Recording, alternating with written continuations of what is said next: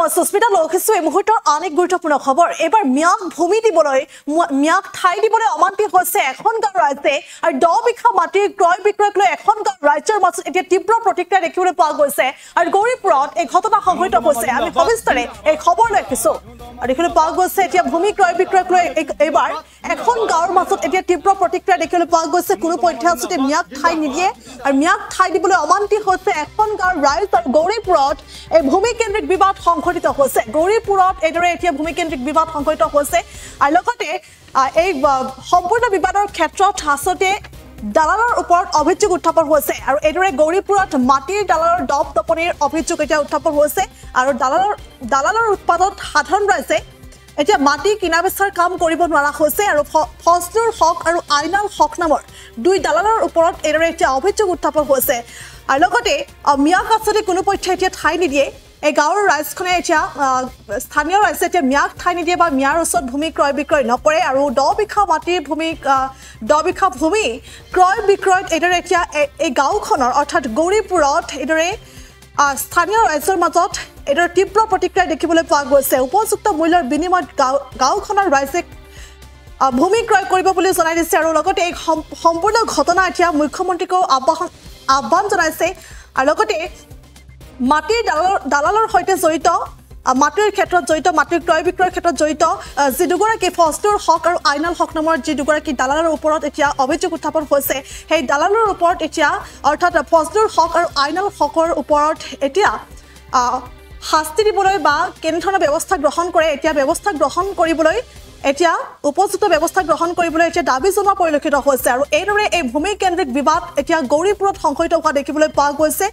আৰু বিশেষকৈ মাটিৰ দালাল ফজলুৰ হক আৰু আইনাল হকৰ ওপৰত সেই গুৰুতৰ অভিযোগ এতিয়া উত্থাপন হৈছে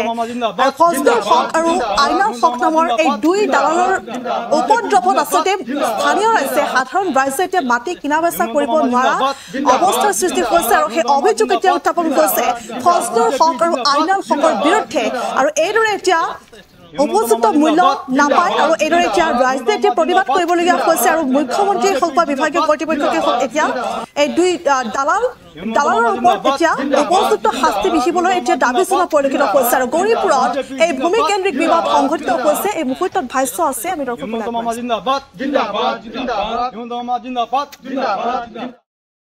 মানে মোৰ ঘৰৰ ওচৰতে 10.5 বিঘা জমি এক মাষ্টারের এটা 3 বছর আগত এই মাস্টার কিনি নেল মানে গণ্ডগোল মই কিনি নগতা তাহলে মাস্টার নেল মাস্টারের সাথে মোর লেখাপড়ি হল যে এই জমিতে যদি মই বিক্রি করো তাহলে মই তোমাক দিম লেখাপড়ি আছে তা মাস্টার তো গতবার মারা গেল মাস্টার ভাই আছে মোজাম্মেল মফিদুল ওই জমিটা আমরা বেচাইবে তারপর মই আমার বাড়িতে দরদাম করেছিলাম 10 বিঘা 7 লাখ করে বিঘা করিতে আসুন 1 সপ্তাহ দিয়ে মই বানাপত্র করিম ইয়েতে এক দালাল আছে ফজলুল হক ওই অরিজিনাল বাড়ি ডাক্তারের গাঁও থাকে চৌরিঙ্গের মধ্যে 1 নম্বর দালাল আর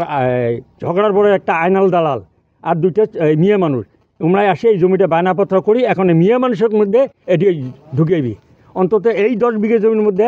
প্রায় 200-250 মানুষ মিয়া মানুষ দিয়ে আমি খিলঞ্জিয়া মানুষ এই মিয়া মানুষ ইয়াতে ঘর বাড়ি করলে আমি থাকিব নোৱাৰিম আর আমার মাটি আমাক লাগিব আমাক নিদে আমিও তো পয়সা দিম এই দালালে আসিয়া এই বুদ্ধি করছে এই দালালটা আমার মধুসলমে ধ্বংস করে দিছে এই গতবার ইয়ারেতি 5-7 বিঘা জমি বিক্রি করেছে এই 10 বিঘাও লৈছে আৰু 5 বিঘা দাম দৰ কৰি আছে আমাৰ মাটি আমি লম মিয়া মানুহ এটি আসবেন আর দালালটক বিচার উপযুক্ত দালালি তো নচলিব আর মই বিশেষ করি আমার চিফ মিনিস্টার মাননীয় হিমন্ত বিশ্ব শর্মা স্যারকে অনুরোধ করো অনতে বলমে এই দালালটক যদি ধরিয়া মানে শাস্তি দেওয়া যায় তাহলে আমার এই মধুসলিমের মধ্যে দালাল না থাকবে যে কোনো জমি বেশি দালাল আসি নিয়ে খালি মিয়া মানুষ বহু মিয়া মানুষ ইহাতে বটাই বসত বাড়ি করে দিছে দালালকে দুইটা নাম পাং এই 1 নম্বর মেইন হচ্ছে ফজলুল হক ডাই মুন্সিগড়ি উইয়ার বাড়ি ডাক্তার গাঁও বাড়ি করছে গৌরীপুর 4 নম্বর ওয়ার্ডের মধ্যে চৌরিঙ্গের মোড়ত আর একটা আছে ঝগড়া পা আইনাল নাম আর দুইটা মিয়া মানুষ নাম না জানো দেখলে চিনি পাং বেশি দিন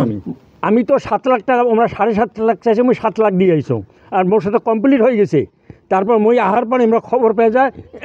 আমরা 8 লাখ করে নিছে আমি 8 লাখ মূল্য যি হ'ব আপোনালোকে এতিয়া জেল মোট 8-10 লাখ হলে আমি খিলঞ্জিয়া মানুহ খালি মই একলাই নহয় আমাৰ এই যে খিলঞ্জিয়া কয়েক ঘৰ মানুহ নেব ৰূপসী মণ্ডলৰ এছিষ্টেণ্ট বিজেপি এছিষ্টেণ্ট ছেক্ৰেটাৰী ইয়াত আমাৰ 10 বিঘা মাটি আছে আমি এতিয়া দুখীয়া এতিয়া আমি 10 বিঘা মাটি আমি দুখীয়া মানুহ আমি এই 10 বিঘা আমি দুখীয়া মানুহ আমি সবাই আদি কৰি খাই আছোঁ আমি আদিৰ ভাগ তাক দি আছোঁ আমি তাৰ আমাক কথা দিছে যে কোনো যদি বিক্ৰী কৰে মাটিটো আমাক দিব সিহঁতৰ 7 লাখ কৈ কৈছে তাৰ ঘৰত আমি গৈছোঁ 7 লাখ কৈছে আমি 7.5 লাখ কৈ দিম মাটিটো আমাক দিব লাগে আমি গৰীব মানুহ 1 বিঘা 1.5 বিঘা কৰি আমি ভাগ কৰি ল'ম ইয়াতে কি কৰিলে ইয়াতে এটা 2টা দালাল 3টা দালাল আছে এই দালালদেৰ পাশে ফজলুল হক সি কি কৈছে মোক বোলে মাৰিব মোক বোলে কুড়েল দিয়ে চৰাব মোক বোলে কেছত ফাঁসাব মানে মোক বহুত ধমকি দি আছে মই তাক কৈছোঁ যে মাটি আমি দুখীয়া মানুহ আমি মাটি আমি চঙাই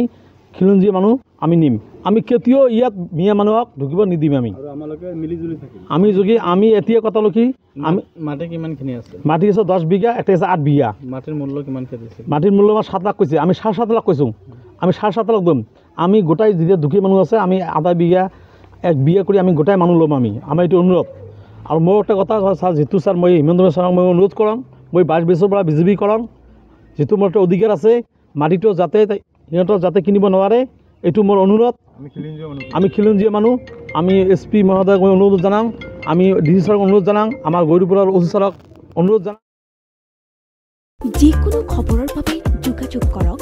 7099017330 অথবা 7099017990